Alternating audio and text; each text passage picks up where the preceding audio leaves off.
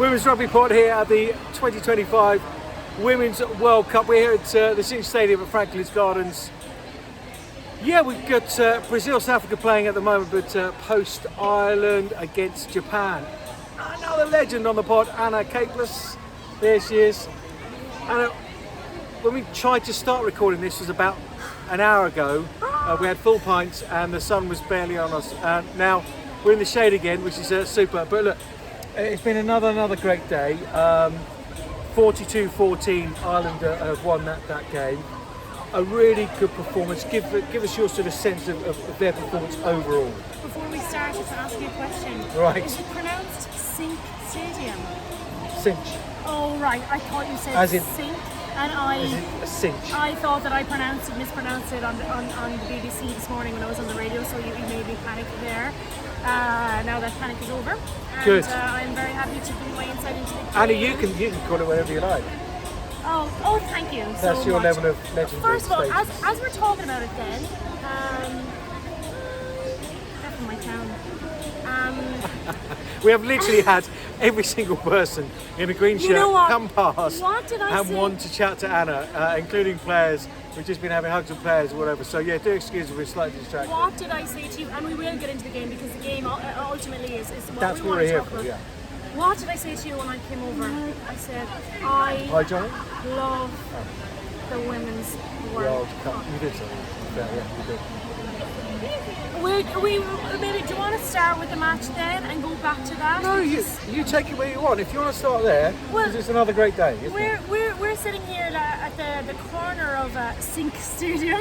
And Cinch. there's the players are passing. There's kids everywhere. There's like I said, legend. Now, selfishly, I'm upset that the World Cup all isn't being held in one place, because that's how it used to be, right? It used to be all in one place, and you met all your friends in the one day from across the countries, across the other stuff. I suppose it's a wonderful thing that the game is growing, and I mean that sincerely. Like, this is unreal to have all these standalone venues. It just makes it harder to meet all of the people that you know in women's rugby, because the network of women's rugby, like across women's rugby, like through coaches, through supporters, everyone knows each other. It's the most amazing environment, and I felt that when I went down to New Zealand. Obviously Ireland didn't qualify for the last World Cup, and we all kind of were pretending that the World Cup wasn't happening, and I was like, you know what, I want to go, I want to be there. And it was the most amazing environment I've ever been in. I love rugby, right? And I love the banter, and I love, like, the men's game. I love that. There's always that little kind of danger that people won't take you seriously enough because you're a woman. People don't value what you say because you're a woman, so you can't always chat to everybody. 99% of people you can. There's always that limit, or the kind of threat that it could be limited. Here, I know you feel the same as me, because we have been like in tears. Brazil just walked out. Oh, And Johnnie started crying. And I understand, I know why. They were beaming. It's their first World Cup. yeah. They're going to have a tough time of it, maybe on the score sheet. They're going to throw everything at it. They've nothing to lose. But they were beaming, and you started crying because you know what it means. And I've cried multiple times since Friday night, and before that as well, on Ireland's journey, I must say.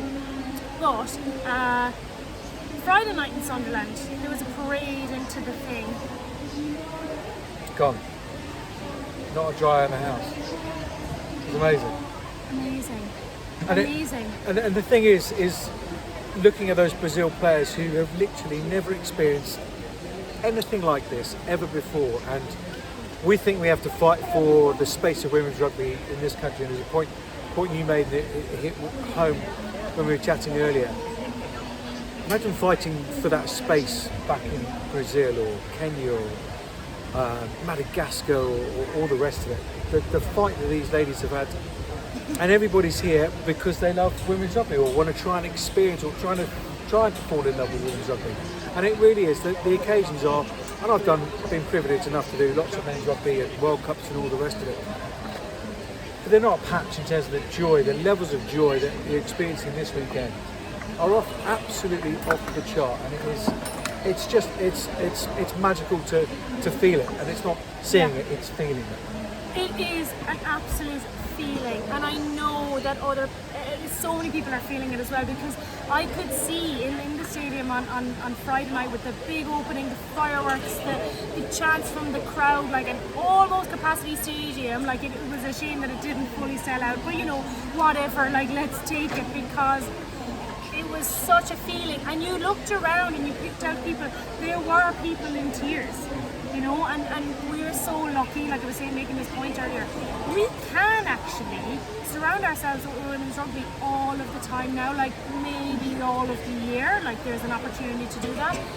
Going back to those girls from Brazil, I've just spent the week with Grassroots Global, who work with rugby unions all around the world, who are trying to get more women into coaching from nations that you don't even think would know what a rugby ball is. There are girls and women there that rugby means the world to them because of what it gives them, leadership-wise, communications-wise, athletically, and then how that breaks down the social barriers that are around those girls. Like, we think that we have it hard here.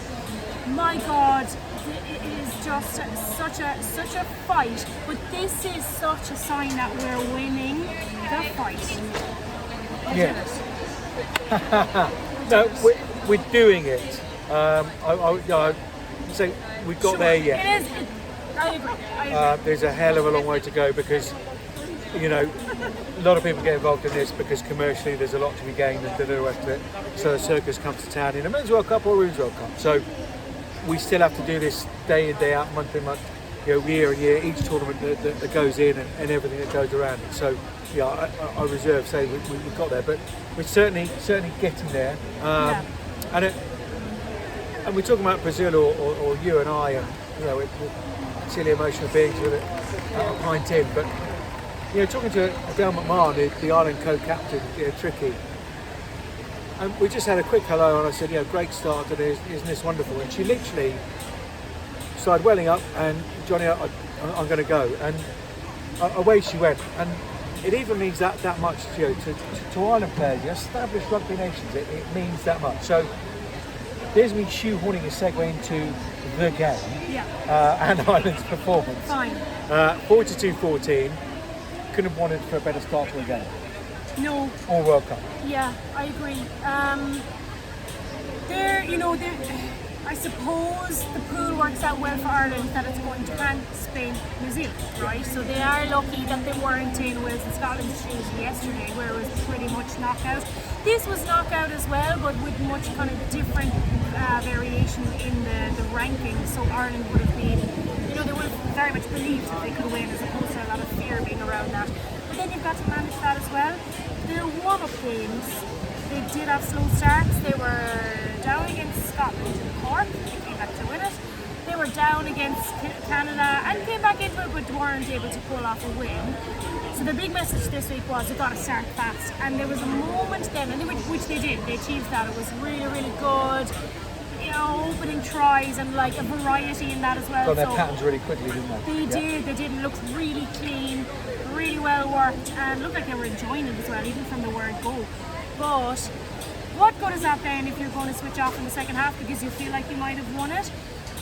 I don't think that's a feature of Ireland switching off. I think that Japan didn't come to just pull the ball around. They're here to make a statement as well. So there was that purple patch from Japan, and Ireland did a really good job of soaking it up. Like, fair play to Japan, like they were able to.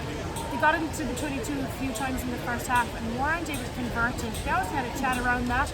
They scored first in the second half. You could see the smile from Leslie McKenzie in the coach's box. That was obviously the message that they passed in, and they were obviously executing that. So that was really impressive from Japan. And then equally as impressive, and I spoke about it on comms actually, Ireland have to show their character and what their character is really about. So they're kind of soaking up the pressure. They managed to, concede, but not lose the head, and at the same time, they were yellow carded. I don't know what minute, 72nd minute, I think. No, 68, sorry. I'm dyslexic with numbers. No, I got it here, got my notes here. 68? Yeah, 68. 68 minutes, there's 2 minutes left after her World Cup, after her World Cup, her yellow card to come back on. Sorry, what was the point I was making? I lost my train of thought. I made like 20 different points. You did, which one did you pick up on? 14 players were still on the pitch and they could have easily conceded a try. Yep. Because that was when Japan were kind of hitting their stride and they didn't, so they were able to hold strong and even like, did they get a try still when they were down to 14? They did. Yes, they did. Yeah, they did. Enya Green try. Yeah. Brilliant. I'm going to take you back about 10-15 minutes before that, because I thought it was a 14-point turn. Japan had scored early in the second half, and obviously come out firing, as you say, there's big beans in the coaching box. Japan are pressing, and they needed to go wide, and they went to the right-hand side and cut back in, and it should have gone wide, and they go to come wide again to the right-hand side because they know that's where it is. Eve Higgins is there, takes the interception, breaks 2 half tackles, she's down the other end, and there's a 14-point swing. That for me was the moment of the game. I'm not saying Ireland would have lost, no, but that was a huge moment. I really agree with that. And it was really high risk from Eve, but she knew. Yes.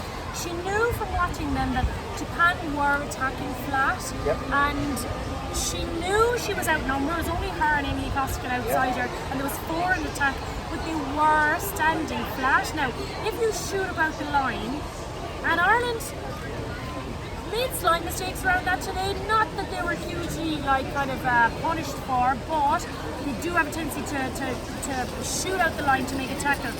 Often they did it really well, often they got it like slightly wrong and Japan got in behind that defensive line. So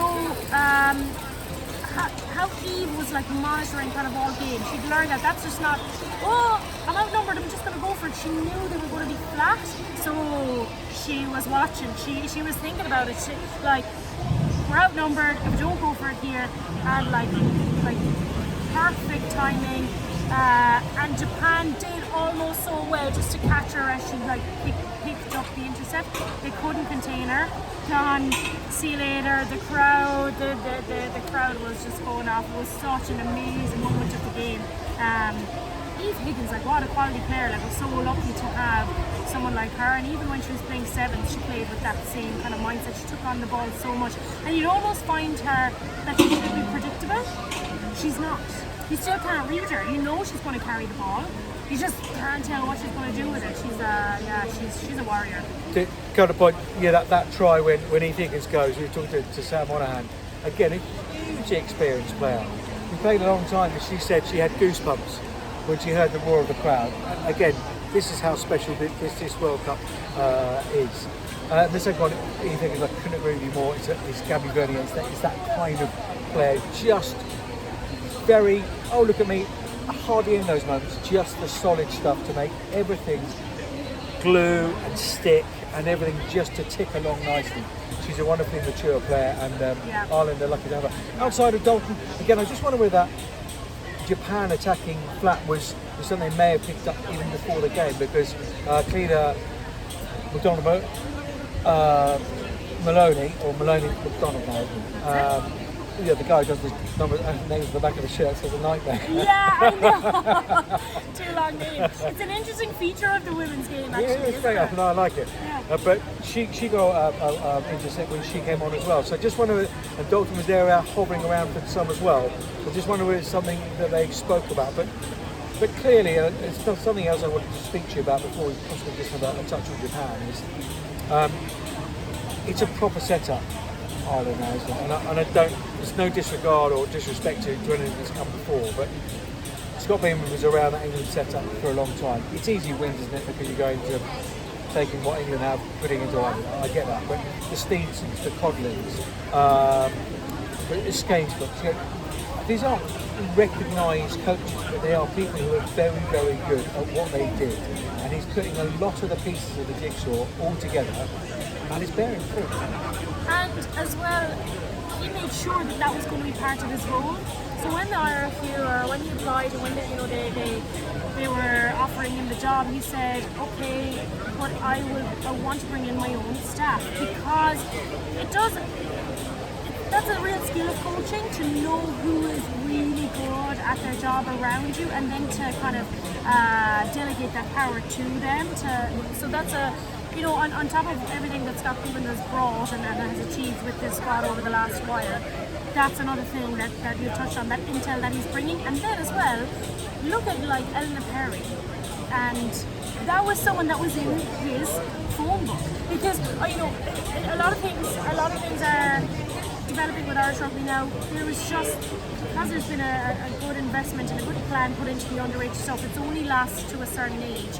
There was a little bit of a gap that Beamond obviously felt isn't being filled enough by the young generation in Ireland, which is where the investment is going, to fill a front row need. So the calls of Eleanor Perry comes into Irish camp just a few weeks ago, gets her first cap last week, she got her second cap today, and she was very good. Like, I'd love to see a start from her next week, and Clean and Maloney MacDonald. I'd love to see both of them start next week. They've earned it and they deserve it, and you're not weakening the squad. Like, how long it was that Ireland had a bench that was, really green players, or really kind of over the hill players, is maybe not a nice term to use, but it was the truth in terms of, like, it's not a South African bomb squad, like it's someone to maybe finish out the game if there's an injury, but fully trustworthy players on the bench. That's a real feature of the strength of the squad. Let's touch on Japan then. Really, really tough, really physical, and will go for 80 plus minutes. And again, Ireland felt that they had to be right on their mettle, and these players are coming off the field and walking past us now. They're exhausted. Of course, today emotionally it's really challenging. It's the first of the World Cup, and you've got a good win, and we've expressed the emotion the players have had already. But that was really, really tough. And Japan, possibly not this World Cup, but are going to cause some troubles, aren't they? Yeah, Simon Middleton's been doing some good stuff there as well. There's obviously been some investments from World Rugby, but they're a really tough team. And let's not overlook Leslie McKenzie, who was the only female coach at the last World Cup and is still with them now. So she's one of 3 head coaches at this World Cup.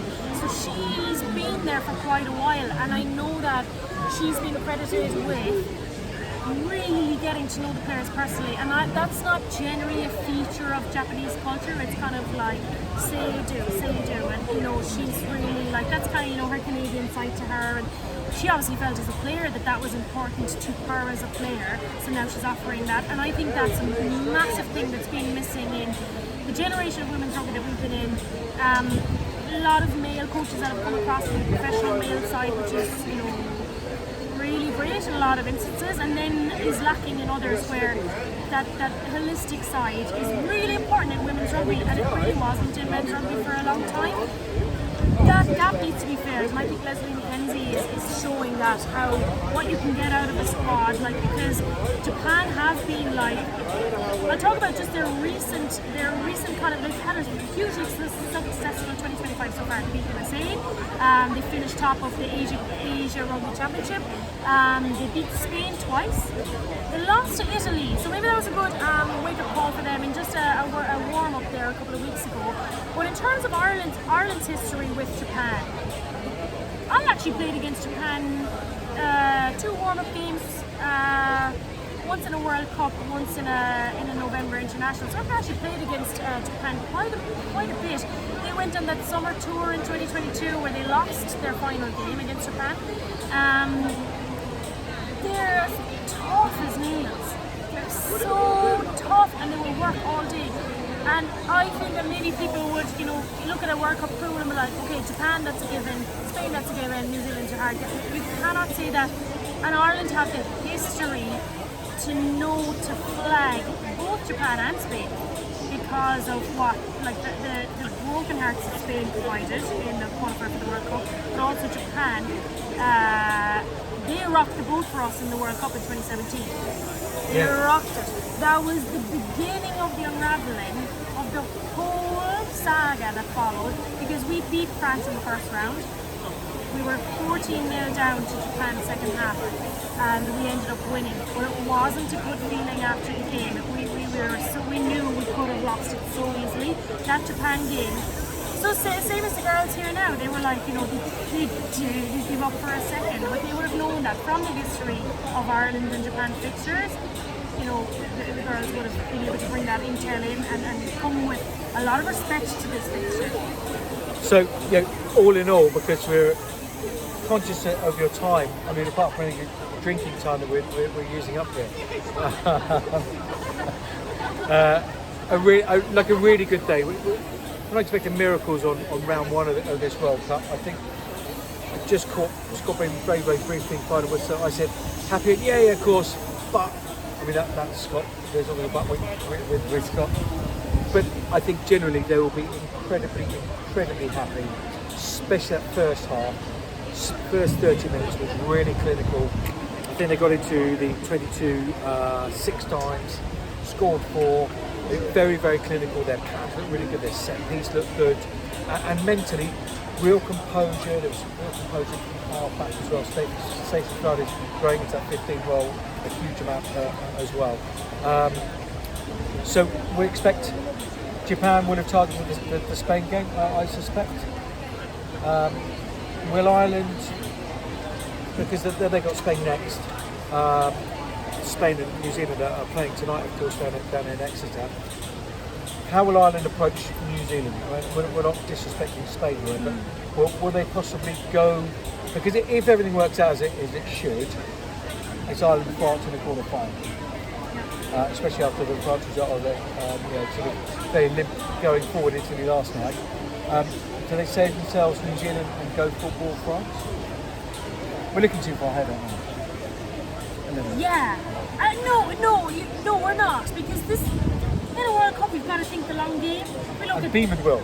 Absolutely, yes. He's a good fella. Good. Well, I'm glad to hear that from your side of things, because to look at the men's side of things, right? Andy Farrell, world-class coach. He did not approach the men's World Cup with a long-term game. He was playing Johnnie versus Tonga, and playing like players that needed gas. Bundy Aki, for example, who was like peaking, but is still an older player. Like, if you treat it game by game, and the players can't, because the selection is in the coach's hands. Players treat it game by game, and he will say to them, we're treating it game by game. But he has to be putting the jigsaw pieces in, as if it's a ladder or jigsaw. Do you go full strength again, wear out the squad, and then there's fully trustworthy players that can do the job against Spain. Go full strength again against the Black Ferns. It's going to be interesting. And we get to see how the other pools play out as well. Now, France beating Italy last night, but France not entirely at the races either. But, as I said, in a column I wrote during the week, if you're going to beat France, you've got to strike when they're cold. And they certainly filled that role last night. They didn't get into it for a while. But Italy are able to get under French skin like other Six Nations teams can't. But if it did work out that way, and we had France in the quarterfinal, what an amazing time to beat France for the first time in, I actually don't know how many years for Ireland, but that could be the story that we're looking at here, because we're all talking about beating the Black Ferns and Brighton. But then you could come up against Italy, for example, who are able to beat Ireland and able to get under Irish skin. And Ireland can beat New Zealand as well. They've done it recently. Absolutely. So, look, so what do you go? It's great, isn't it? It's great, it's brilliant. This is what we want from a World Cup. This is why we're here. Yeah. I don't envy being in Beeman's shoes, No, I think he's got a load of cards, and selection is the hardest thing to get right, but the most important thing to get right. And they want to get to a semi-final. Yeah. 100% they do. Anna, as you well know, I could talk to you all day long. I know. You could talk all day long as well. To everyone around. But it's been an absolute pleasure. Thank you so much for your comment. Can we catch up later in the tournament? No. Please. No? I didn't want My to fee goes up. My fee goes up every meeting. 1 pint, 2 pints. Bye for now.